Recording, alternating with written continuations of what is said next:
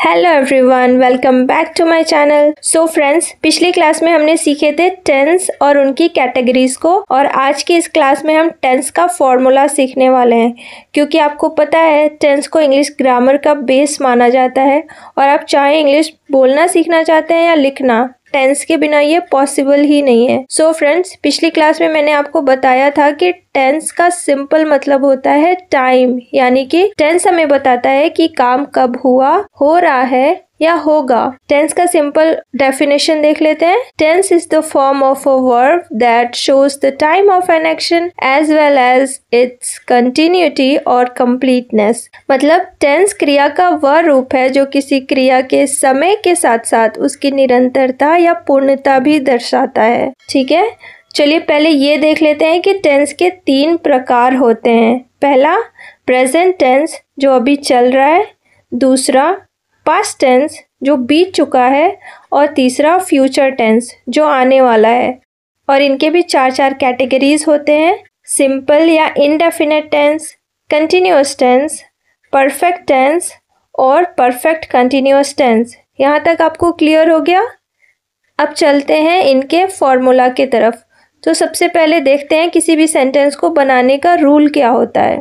तो रूल कुछ ऐसा है। सबसे पहले हम लिखते हैं सब्जेक्ट, उसके बाद आता है हेल्पिंग वर्ब, फिर आता है मेन वर्ब, और आखिर में आता है ऑब्जेक्ट। ठीक है, तो सब्जेक्ट आपको पता है, सब्जेक्ट वो होता है जो किसी भी वाक्य में काम को करता है या जिसके बारे में सेंटेंस होता है। जैसे मैं खाना खाता हूँ, आई ईट फूड।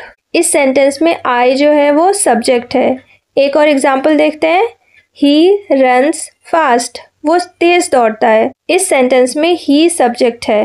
तो ऐसे ही I, we, you, he, she, it, they. और प्रॉपर नाउन यानी कि किसी का नाम जैसे रोहन, रिया, इंडिया, और कॉमन नाउन यानी कि डॉग, बुक, टीचर, ये सब सब्जेक्ट हैं। और ऑब्जेक्ट का मतलब जिस चीज़ पर सब्जेक्ट यानी कर्ता का एक्शन होता है। जैसे मैं आम खाता हूँ, आई ईट मैंगो। तो इस सेंटेंस में मैंगो जो है, आम जो है, वो ऑब्जेक्ट है क्योंकि आम को खाया जा रहा है। एक और एग्जाम्पल देखते हैं, मैं गेंद फेंकता हूँ, आई थ्रो द बॉल। इस सेंटेंस में बॉल ऑब्जेक्ट है क्योंकि बॉल को कर्ता के द्वारा फेंका जा रहा है। ठीक है, अब सबसे इम्पोर्टेंट हेल्पिंग वर्ब और मेन वर्ब। पूरा टेंस इस पर ही टिका हुआ है।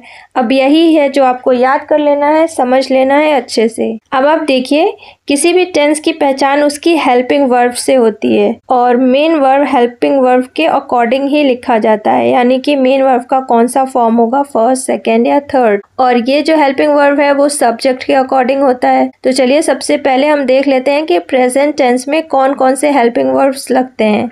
Do, does, is, am, are, has, have. अगर ये सारे हेल्पिंग वर्ब्स आपको किसी सेंटेंस में दिखते हैं तो आप समझ लेना कि वो प्रेजेंट टेंस है। ठीक है, वीडियो के एंड में मैं आपको इन सारे टेंसेस के हेल्पिंग वर्ब्स की एक कंप्लीट टेबल बनाकर दूंगी। आप उसका स्क्रीनशॉट ले लेना और उसको समझ लेना, याद कर लेना अच्छे से। ठीक है, चलिए अब देख लेते हैं कि पास्ट टेंस में कौन कौन से हेल्पिंग वर्ब्स होते हैं। वॉज, वर, डिड और हैड। तो अगर आपको ये सारे हेल्पिंग वर्ब्स किसी सेंटेंस में दिखते हैं तो आप समझ लेना कि वो सेंटेंस पास्ट टेंस का है। ठीक है, और फ्यूचर टेंस के लिए हेल्पिंग वर्ब्स होते हैं will, shall, will be, will have been. Future tense के लिए एक सिंपल चीज़ याद कर लो, इसमें एक बेसिक हेल्पिंग वर्ब होता है विल। लेकिन जैसे जैसे टेंस के टाइप्स बदलते हैं उसके साथ एक्स्ट्रा वर्ड्स जुड़ते जाते हैं, जैसे कि will be, will have been. इस तरह फ्यूचर टेंस के 4 अलग अलग स्ट्रक्चर्स बनते हैं। ठीक है, तो ये सारे हेल्पिंग वर्ब्स अगर आपको किसी सेंटेंस में दिखते हैं तो समझ लेना कि ये फ्यूचर टेंस है। ऑलराइट, चलिए अब हम ये तो समझ गए कि हेल्पिंग वर्ब से हमें टेंस का पता चलता है कि सेंटेंस प्रेजेंट टेंस का है, पास्ट टेंस का है या फ्यूचर टेंस का है। लेकिन अब सवाल ये है कि एक ही टेंस के अंदर जो अलग अलग कैटेगरीज हैं उन्हें कैसे पहचानेंगे। मतलब कौन सा सेंटेंस इंडेफिनेट टेंस का है, कौन सा कंटिन्यूअस टेंस का है, कौन सा परफेक्ट टेंस का है या कौन सा परफेक्ट कंटिन्यूअस टेंस का है। तो देखिए, प्रेजेंट इंडेफिनेट टेंस में डू और डज होता है। डू प्लूरल सब्जेक्ट्स के साथ यानी कि कि I, you, we दे के साथ आता है और does सिंगुलर सब्जेक्ट्स के साथ जैसे he, she, it के साथ आता है। रूल याद रखिए, पॉजिटिव सेंटेंसेस के साथ इनडेफिनेट टेंस में हेल्पिंग वर्ब जनरली नहीं आता है, सिर्फ मेन वर्ब होता है। नेगेटिव और इंटेरोगेटिव सेंटेंसेस में ये हेल्पिंग वर्ब्स होते हैं, ठीक है। एग्जाम्पल से समझते हैं। मैं क्रिकेट खेलता हूँ, आई प्ले क्रिकेट। इस सेंटेंस में हेल्पिंग वर्ब नहीं है, ये प्रेजेंट इंडेफिनेट टेंस का पॉजिटिव सेंटेंस है, ठीक है। एक और एग्जाम्पल देखते हैं।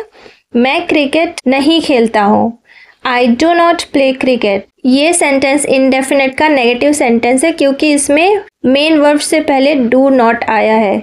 अब ये सेंटेंस देखिए, क्या तुम क्रिकेट खेलते हो, डू यू प्ले क्रिकेट। अब ये इंडेफिनेट टेंस का इंटेरोगेटिव सेंटेंस है क्योंकि यहाँ पर डू सब्जेक्ट से पहले आया है। इन सबको हम डिटेल में आने वाले वीडियोस में समझेंगे। अब पास्ट इंडेफिनेट टेंस में डिड होगा, इसका भी एग्जाम्पल देख लेते हैं। वो स्कूल नहीं गई, she did not go to school. क्या वो स्कूल गई, did she go to school. तो इस तरह के सेंटेंसेस पास्ट इंडेफिनेट टेंस के होते हैं। यहाँ पर ध्यान दीजिए, डिड के साथ हमेशा वर्ब का फर्स्ट फॉर्म ही आएगा, ठीक है। अब देखते हैं फ्यूचर इंडेफिनेट टेंस। तो इसके लिए हेल्पिंग वर्ब यूज होता है विल और कभी कभी शैल। एग्जाम्पल देखते हैं। मैं बाजार जाऊंगा, I will go to market. वो इंग्लिश पढ़ेगी, शी विल स्टडी इंग्लिश। वे क्रिकेट खेलेंगे, दे विल प्ले क्रिकेट। याद रखिए, फ्यूचर इंडेफिनेट टेंस में हमेशा एक सिंपल बात होता है, जो काम अभी नहीं हुआ लेकिन आगे होने वाला है। नाउ यहाँ पर मैं आपके लिए एक छोटा सा एक्सरसाइज देती हूँ। आप आई विल के साथ शुरू होने वाले अपने 2 सेंटेंसेस बनाइए और कमेंट बॉक्स में लिखिए। अब देखते हैं continuous tense. Present continuous tense में helping verb is, am, are होता है और वर्ब के साथ आईएनजी जुड़ जाता है। एग्जाम्पल से समझते हैं। मैं खाना खा रहा हूँ, आई एम ईटिंग फूड। वो किताब पढ़ रही है, शी इज रीडिंग बुक। वे क्रिकेट खेल रहे हैं, they are playing cricket. Past continuous tense के लिए हेल्पिंग वर्ब्स होते हैं was, were और इसमें भी मेन वर्ब के साथ आईएनजी जुड़ जाता है। एग्जाम्पल, मैं खाना खा रहा था, आई वॉज ईटिंग फूड। वो किताब पढ़ रही थी, she was reading a book. वे क्रिकेट खेल रहे थे, दे वर प्लेइंग क्रिकेट। और फ्यूचर कंटिन्यूअस टेंस में विल बी या शैल बी होता है और मेन वर्ब के साथ आईएनजी जुड़ जाता है। एग्जाम्पल, मैं खाना खा रहा होऊंगा, I will be eating food. वो किताब पढ़ रही होगी, she will be reading a book. वे क्रिकेट खेल रहे होंगे, they will be playing cricket. चलिए अब देखते हैं परफेक्ट टेंस। तो प्रेजेंट परफेक्ट टेंस के लिए हेल्पिंग वर्ब है हैज और हैव और प्लस वर्ब का थर्ड फॉर्म लगेगा, ठीक है। एग्जाम्पल, मैंने अपना होमवर्क पूरा कर लिया है, I have finished my homework.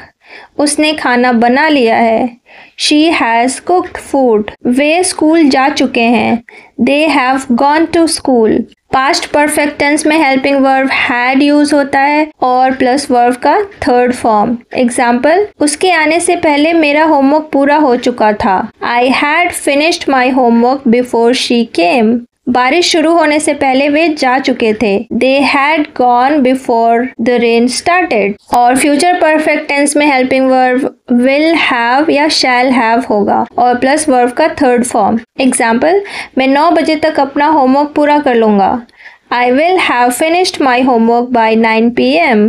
तुम्हारे आने से पहले वे जा चुके होंगे, they will have gone before you arrive. तो चलिए अभी देखते हैं परफेक्ट कंटिन्यूअस टेंस। तो प्रेजेंट परफेक्ट कंटिन्यूअस टेंस में हेल्पिंग वर्ब हैज बीन और हैव बीन होता है और वर्ब का फर्स्ट फॉर्म प्लस आईएनजी होता है, ठीक है। एग्जाम्पल, मैं सुबह से पढ़ रहा हूँ, I have been studying since morning.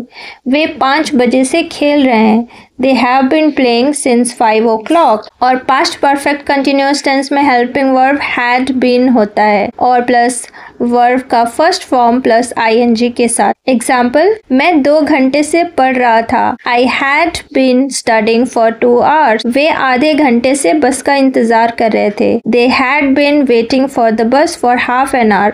अब फ्यूचर परफेक्ट कंटिन्यूअस टेंस में helping verb will have been होता है और वर्ब का first form plus ing। Example, वो सुबह से खाना बना रही होगी। She will have been cooking since morning. मैं 3 घंटे से पढ़ रहा होऊंगा। I will have been studying for 3 hours. अब आप इसका स्क्रीनशॉट ले लीजिए और इसको अच्छे से याद कर लीजिए। और अगर आपके कुछ डाउट्स हैं तो कमेंट में पूछ सकते हैं और नेक्स्ट वीडियो कौन सी टॉपिक पर चाहिए वो भी बता सकते हैं। अगर आपको ये क्लास हेल्पफुल लगा हो तो लाइक, शेयर एंड सब्सक्राइब करना बिल्कुल मत भूलना और वीडियो को हाइप भी कर देना। See you in the next one. Till then take care and bye bye.